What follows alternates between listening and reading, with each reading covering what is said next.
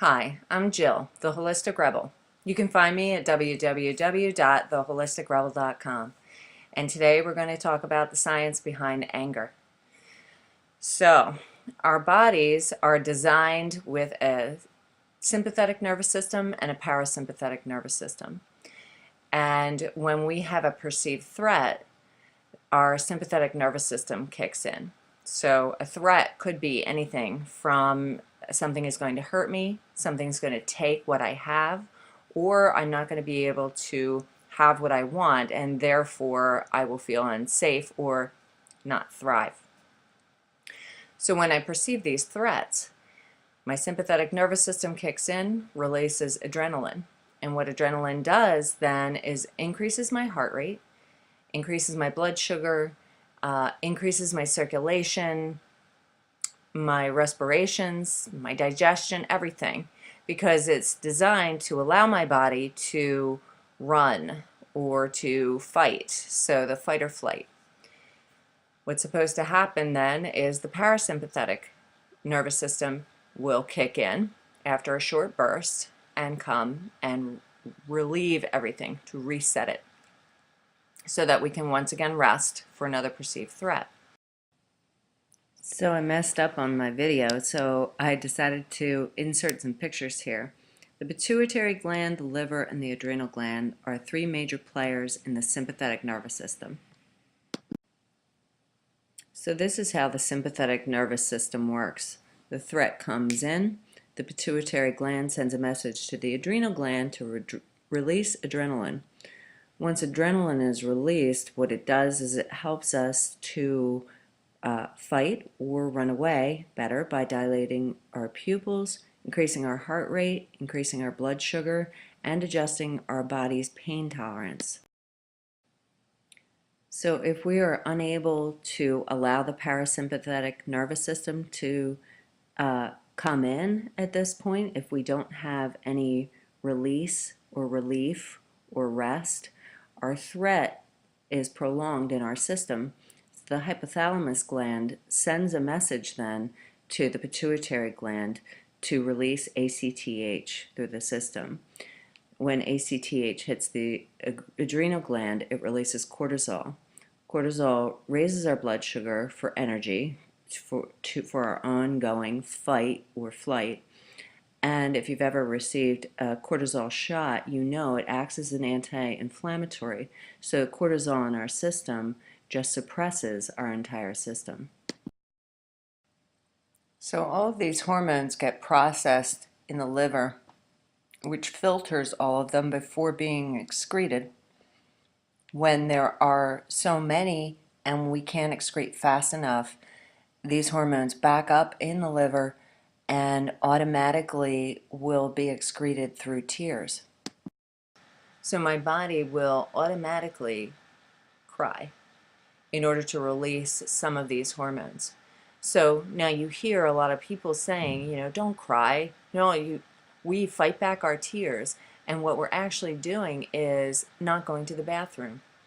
So it's a natural release, but we're telling ourselves that we shouldn't cry, that is bad. But let's take it one step before that. In Eastern medicine, anger is seated in the liver, so it's believed. So if my liver is supposed to be excreting all of these hormones based on my perceived threat, well then it's building up and I've got some anger, or what feels like anger, so that I can fight these threats. So if my liver is trying to control all of these and I feel angry, if I don't release it, I will cry, or I'll just keep on suppressing it and getting angrier and angrier. Our head sends a message to our body that we must fight. Our hands tense up. Our jaw is clenched. We tighten up in our necks, and we're holding on to these. The cycle continues because now, as my jaw is clenched, my hands are like this, my neck is all tight. That sends a message to my head saying we have a perceived threat. So you see the cycle? The cycle goes from my head to my body not getting relief, not expressing, not expelling anger. Therefore, these hormones continue to rage in my system, come up. My body tells my head we're still under attack. So everything that I look at is going to be perceived as a threat. We have situations that come that may be an actual threat, but they may pass and they're gone. And now one person comes along and they make us mad. And that may just be the tipping point, the actual grain of sand that sends my sand bucket overflowing. So now I blow because all of this suppressed anger that's inside of me. What happens when this is prolonged, this way or state of being in fight or flight happens, we normalize it. So now that's called generalized adaptation syndrome. So now we are perceiving the world as a threat. We need some relief, and we're fighting with everybody and everything. One of the things that we can do is stop saying that anger is bad. Because what happens is, if I have a judgment on anger, which is a natural release of my perceived threat function within my body, if I say that anger is bad, and then I say I am angry, that equates to I am bad.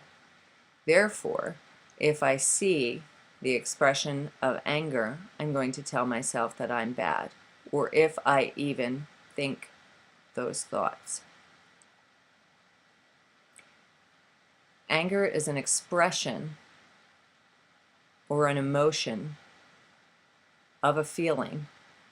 So what happens if I say that my anger is bad, I'll negate my feeling that stemmed in the first place from it. One of the things that we can do is we can give ourselves permission to express however we like. It may initially come out as a blurt or a blah and spew all over everybody, and it may not feel comfortable, but we're getting it out of our bodies. I think one of the reasons why anger has been viewed as bad is because it seems scary and it seems unpredictable. People seem unpredictable. We may not even be able to think that we can have any control of it in the moment. And so it's viewed as bad. One of the things we can do is when we see other people be angry, we can let them off the hook, that it probably has nothing to do with us. We may have been the catalyst for this particular outburst, but we are not the cause. Because if we are the cause, then that means that we're responsible to fix it. And most of us know that we can't do that. We'll try, but it usually doesn't work. So therefore, when I'm angry, now I let people off the hook. So now, no longer am I looking for them to fix me, and I can go along. I can feel these feelings. I can emote however I want. And once I continually allow myself to express myself on a regular basis, honestly and truthfully, and not worried about hurting anybody's feelings, then I can express, and I will not have all of this pent-up anger, and as a result, my body lessens up.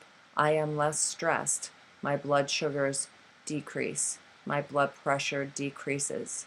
My body relaxes a little bit, which in turn signals to my brain that we're not under attack. One of the ways to break this cycle of mind, body, and back and forth is to notice when my jaw is tense, to actually unlock it.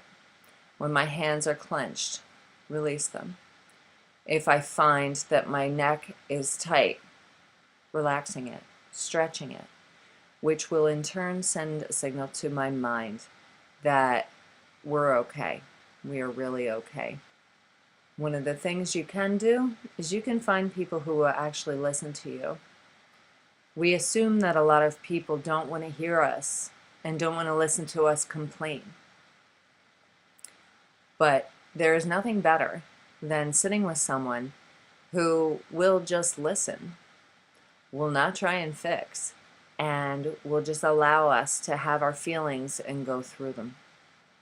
One of the things that's been suggested to me is to speak in I statements and speak honestly. I do not need to build my case for why I feel the way I feel, but I need to actually feel it. I don't need to suppress it, and that way it gets out of my system faster and no longer becomes a normalized state of suffering. Thank you.